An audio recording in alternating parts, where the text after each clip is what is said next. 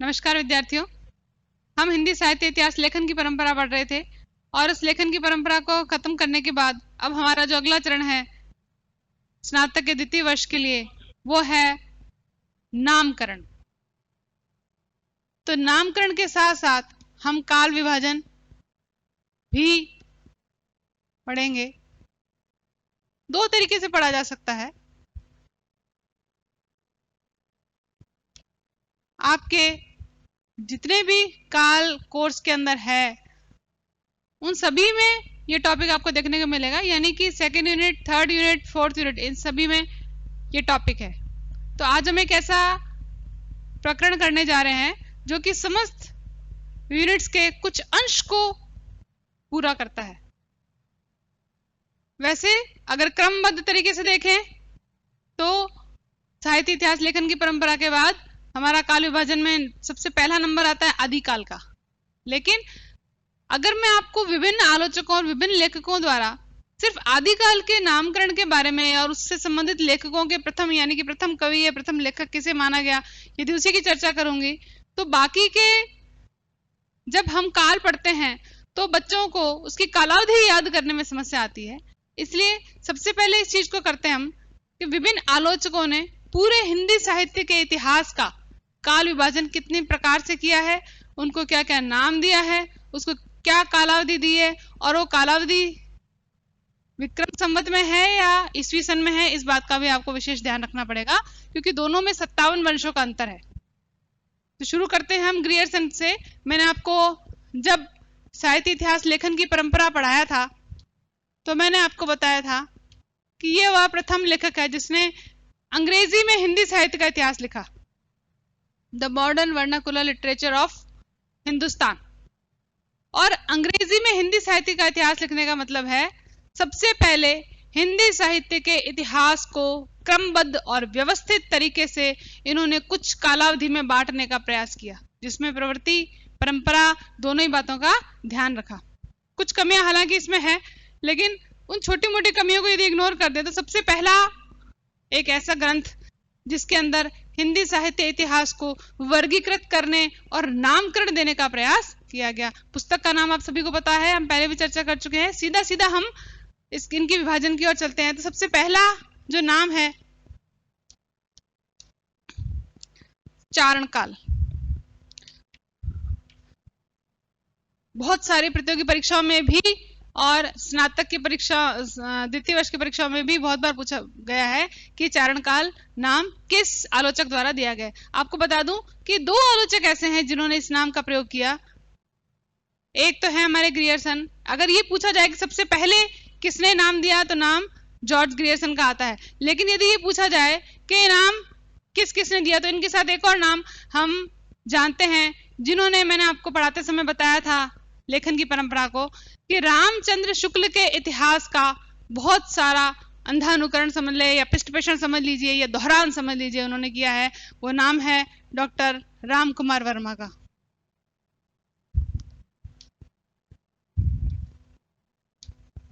इनका जो पहला वर्गीकरण का पहला काल है, जो पहला नाम इन्होंने दिया है वो है चारण काल और संधि काल नाम से।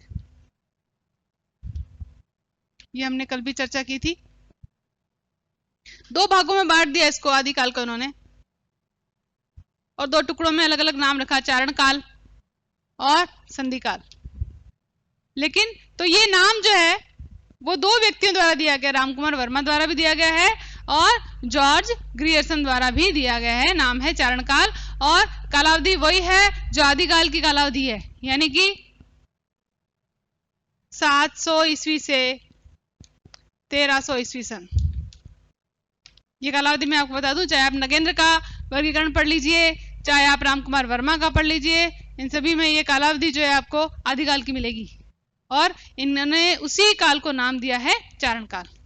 और बहुत सारे हैं। 15वीं शती का धार्मिक पुनर्जागरण कह लीजिए, जायसी की प्रेम कथा या ब्रज का कृष्ण काव्य, मुगल दरबार, तुलसीदास, रीति काव्य, तुलसी के परवर्ती कवि। उसके साथ साथ 18वीं सदी में कंपनी शासन में हिंदुस्तान और महारानी विक्टोरिया के शासन में हिंदुस्तान। ये इनके जो हिंदी साहित्य का इतिहास है जो उन्होंने वर्गीकरण किया है उन कालों के नाम है, पर सर्वाधिक प्रश्न जो है वो इस काल में पूछे जाते हैं, इसलिए इसकी चर्चा करी।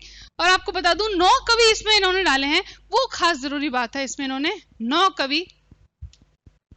मिश्र बंधु का वर्णन पढ़ते हैं तो 19 कवि, इसलिए कभी कभी संख्यात्मक रूप से विद्यार्थी गलती करते हैं, ये 9 का आंकड़ा याद रहता है और ग्रियर्सन का नाम लिख देते हैं। ग्रियर्सन द्वारा केवल 9 कवियों का वर्णन इस काल में किया गया, जिसमें मैं बता दूं प्रमुख कवि पुष्य कवि, ये वे पुष्य कवि हैं जिन्हें शिव सिंह सेंगर द्वारा पुण्य कवि या पुष्य कवि का नाम दिया गया और हिंदी का प्रथम कवि की पदवी दी गई।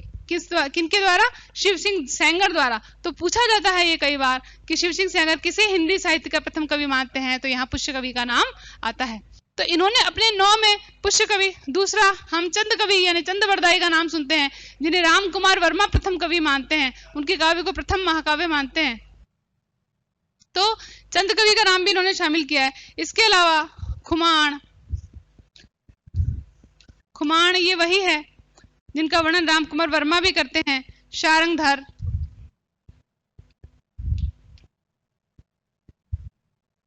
ये मुख्य कवियों के नाम मैं आपको बता रही हूं। जगनिक, जिसे राम कुमार वर्मा, जिसे रामचंद्र शुक्ल रासो काव्य के अंतर्गत स्थान देते हैं, उनको ये उन 9 कवियों में चारण काव्य में शामिल करते हैं। इसके अलावा जोधराज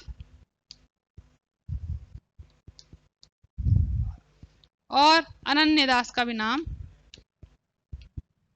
पूरे 9 को आपको याद करने की जरूरत नहीं है, लेकिन मुख्य है जो मैंने नाम आपको बता दिए, ये मुख्य नाम है तो आपको याद होने चाहिए न। ऐसा प्रश्न आ सकता है कभी कभी प्रतियोगी परीक्षाओं में से, निम्न में से किस एक कवि को ग्रियर्सन द्वारा चारण काल में शामिल नहीं किया गया?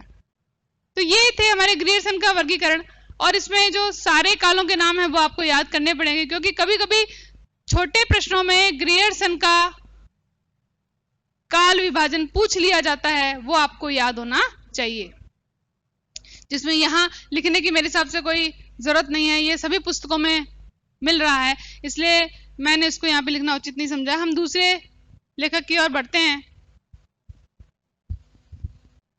दूसरे मुख्य आलोचक जो हैं वो हमारे मिश्र बंधु,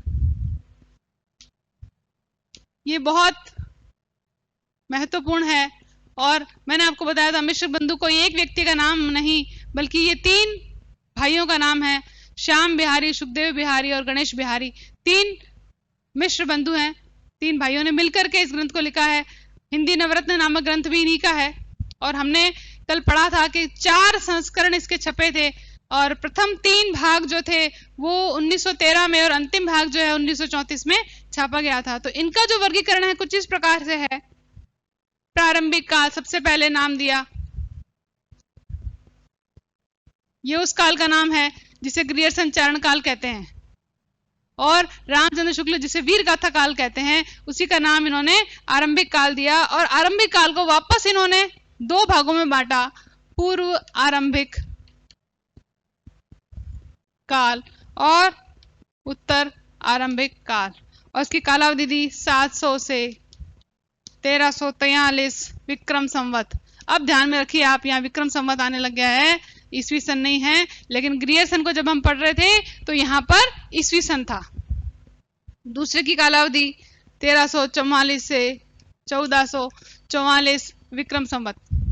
दूसरा, इनका समस्त वर्गीकरण मैं आपको यहाँ यूं पढ़ा रही हूँ क्योंकि बहुत बार परीक्षा में पूछा जाता है। सीधे सीधे आरंभिक काल या प्रारंभिक काल किस काल का नाम है, आरंभिक काल आदिकाल का नाम किसने दिया, ये सीधे सीधे बहुत बार सवाल इस पर पूछा गया है। और यहाँ पर हमारा उद्देश्य आदिकाल से बात को शुरू करना है, इसलिए जो चीज मुख्य है उसी पर ध्यान दिया जा रहा है। दूसरा है माध्यमिक काल, इसके भी 2 भाग किए हैं, पूर्व और प्रौढ़। देखिए थोड़ा सा अंतर है, यहाँ पूर्व और उत्तर चल रहा था, यहाँ पूर्व और प्रौढ़ चल रहा है काल, और नाम है 1445 से लेकर के 1560 और 1560 से लेकर के 1680 विक्रम संवत है। ध्यान में रखिए आप इस बात को, इसको याद करने में गलती मत कीजिए। यहाँ पूर्व और उत्तर आरंभिक 2 भाग किए हैं, और यहाँ पूर्व माध्यमिक और प्रौढ़ माध्यमिक काल जो है नाम से इसका विभाजन किया है फिर से। अगला है अलंकृत काल, जिसे हम रीतिकाल नाम से जानते हैं। और इस पे भी बहुत बार देखिए, हिंदी साहित्य के इतिहास में 2 ही काल ऐसे हैं जिनमें नामकरण में विवाद है, और जो भी बिंदु ज्यादा चर्चा का विषय बनता है या विवाद का विषय बनता है, परीक्षा में उसको स्थान दिया जाता है। तो आप ध्यान रखें, आदिकाल और रीतिकाल, इन 2 कालों पे सर्वाधिक प्रश्न बनते हैं। तो अलंकृत काल वही काल है जिसे हम रीतिकाल नाम से जानते हैं, जिसे विश्वनाथ प्रसाद मिश्र श्रृंगार काल कहते हैं और रमा शंकर शुक्ल रसाल कला काल कहते हैं। उसी को मिश्र बंधु अलंकृत काल कहते हैं। परीक्षा में सीधा नाम से सवाल इस पे बनता है। ये भी पूर्व अलंकृत काल और उत्तर अलंकृत काल से प्रसिद्ध है। 1681 से लेकर के 1790 और 1790 से लेकर के 1889 विक्रम संवत। अगला है परिवर्तन काल। इस पे भी सिर्फ एकमात्र ऐसे आलोचक हैं जिन्होंने आधुनिक काल को परिवर्तन काल नाम की संज्ञा दी है, इसलिए इस पर भी सवाल कई बार पूछा गया है। 1890 से लेकर 1924 और उसके बाद आता है वर्तमान काल, जो 1925 से लेकर अद्यतन यानी आगे इसकी अंतिम सीमा नहीं दी गई आज तक। इस प्रकार से इनका काला विभाजन है। तो आपको कुछ बातें जो ध्यान में रखनी है वो ये है, आरंभिक काल नाम किसने दिया, टुकड़े कभी भी नहीं पूछे गए आज तक परीक्षा में। परिवर्तन काल किस काल का नाम दिया गया, परिवर्तन काल के बाद किस काल का नंबर आता है, और ये वर्गीकरण किसके द्वारा दिया गया है, कुल कितने वर्षों का वर्गीकरण है और इसका आरंभ कहां से होता है। इन सभी बातों पर आज तक प्रश्न बने हैं, तो आपको उनको ध्यान में देना है। और खास बात, मिश्र बंधुओं के तीनों के नाम आपको याद होने चाहिए। आगे चलते हैं हम। मिश्र बंधु के पश्चात जो बहुत मुख्य है और बहुत बार परीक्षाओं में पूछा गया है, आज का हमारा वीडियो थोड़ा तथ्यात्मक हो गया है, इसलिए थोड़ा हम तीव्र गति से चल रहे हैं। शुक्ल जी, यानी कि यहाँ रामचंद्र शुक्ल का वर्णन हो रहा है। हिंदी साहित्य के इतिहास में शुक्ल जी नाम से ही प्रसिद्ध है, इसलिए शुक्ल जी लिखते ही आप इस चीज का अंदाजा लगा सकते हैं। तो शुक्ल जी, मैंने आपको जब साहित्य इतिहास लेखन की परंपरा पढ़ाया था तो ये चीज बताई थी कि दोहरे नामकरण की प्रवृत्ति शुक्ल जी के हिंदी साहित्य के इतिहास में मिलती है। तो इनका दोहरा नामकरण यानी प्रत्येक काल के इन्होंने 2-2 नाम दिए। किस प्रकार दिए देखते हैं। पहला नाम दिया वीर गाथा काल। वीर गाथा काल सबसे ज्यादा विवादित काल माना जाता है और सबसे ज्यादा विवादित नाम माना जाता है। ध्यान में रखिएगा कि इन्होंने 14 रचनाओं को लेकर के, जिन 14 रचनाओं को लेकर के इन्होंने ये नाम दिया था, उसी पर विवाद चला और उसी में इन्होंने कुछ को हिंदी के क्षेत्र से ही बाहर कर दिया, भ्रष्ट की बता दिया, और कुछ ऐसी हैं जिन्होंने इन्हें वीर काव्य यानी वीर रस से परिपूर्ण माना ही नहीं। यानी जिन ग्रंथों को आधार मान करके इन्होंने ये नाम दिया था, उन्हीं ग्रंथों को श्रेणी से खुद ही बाहर कर दिया। और इसका दूसरा नाम ये देते हैं आदिकाल। जब बहुत ज्यादा विवाद रहा तो उन्होंने इसका दोहरा नामकरण कर दिया। और ये मैं बता दूं, 1050 यानी भोज के काल से लेकर के 1375 विक्रम संवत यानी हमीर देव के बाद भी कुछ बाद का काल, यानी भोज से लेकर के हमीर देव के कुछ बाद के काल को ये इसमें शामिल करते हैं, और ये भी विक्रम संवत में ही है। दूसरा नाम जो है वो पूर्व मध्य काल, जिसे इन्होंने बाद में भक्ति काल नाम दिया, और इसकी कालावधि 1375 से लेकर के 1700 विक्रम संवत दी। तीसरा, ये वही काल है जिसे हम स्वर्ण युग नाम से जानते हैं। और तीसरा है उत्तर मध्य काल, यानी कि आपका रीति काल, उत्तर मध्य काल, जिसे हम रीति काल नाम से जानते हैं, और उसकी अवधि है 1700 विक्रम संवत से लेकर के 1900 विक्रम संवत। और अंतिम और सबसे बड़ा काल जो है वो है आधुनिक काल, जिसे इन्होंने गद्य काल की संज्ञा दी। ये इस पर बहुत बार सवाल पूछा गया है कि गद्य काल नाम आधुनिक काल को किसने दिया और खास बात यह है कि इन्होंने गद्य काल की अंतिम सीमा भी बता दी, जबकि अब तक जितना भी वर्गीकरण ग्रियर्सन को छोड़ के हमने पढ़ा और उसके आगे भी जो पढ़ेंगे उनमें उन्होंने आधुनिक काल की अंतिम सीमा, पूर्वापर सीमा तो बताई है लेकिन अंतिम सीमा आपको देखने को नहीं मिलती, लेकिन शुक्ल जी ने यहाँ पर विक्रम संवत में इसको 84 तक समेट दिया। तो दोहरा नामकरण मिलता है, ये नाम भी इनके द्वारा ही दिए गए और बाद में बदल के ये नाम भी इनके द्वारा ही दिए गए। इस पर बहुत बार सवाल पूछा गया है, इस पर और इस पर, इसलिए इन नामों को आपको बहुत अच्छे से याद रखने की आवश्यकता है। अगला है, हम पढ़ रहे हैं राम कुमार वर्मा का वर्णन पढ़ने जा रहे हैं और बहुत ही आसान है उसको याद करना, मैंने आपको बता चुकी हूं। संधि और चारण काल से शुरू करते हैं और संधि और चारण काल की अवधि ये देते हैं 700 से 1000 विक्रम संवत।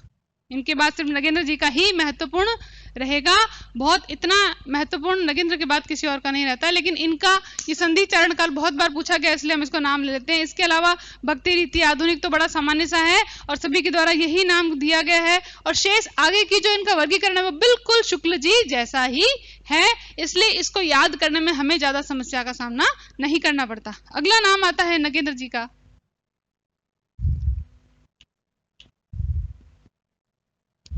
डॉक्टर नगेंद्र जी, जिनके बारे में हमने बात की थी कि इन्होंने हिंदी साहित्य के वृहद इतिहास में 2 अध्याय लेखन का कार्य किया है और पूरे हिंदी साहित्य के इतिहास को में संकलन का कार्य भी इन्होंने किया है। तो इनका वर्गीकरण बहुत मायने रखता है, बहुत बार पूछा गया है। आदिकाल से बात शुरू करते हैं और इसे ये 7वीं से 14वीं सदी मध्य तक समेटते हैं। अब देखिए ये अलग बात है, इनमें 7वीं से 14वीं सदी लिख सकते थे, लेकिन 7वीं से 14वीं सदी मध्य ये आपको ध्यान में रखना है। दूसरा नाम जो है वही भक्ति काल, जिसे ये 14वीं से 17वीं सदी मध्य तक समेटते हैं। तीसरा है इनका रीति काल, 17वीं से 19वीं सदी मध्य।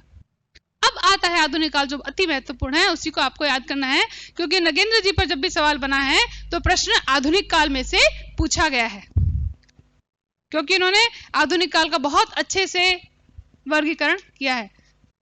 आधुनिक काल में सिर्फ समयावधि को ना बताते हुए 19वीं सदी से अद्यतन मतलब अंतिम सीमा नहीं बताई इन्होंने आज तक। और अब इसके ये भेद करते हैं, कैसे भेद करते हैं? इसमें करते हैं नंबर पहले पे पुनर्जागरण काल, जिसे हम भारतेंदु के नाम से जानते हैं।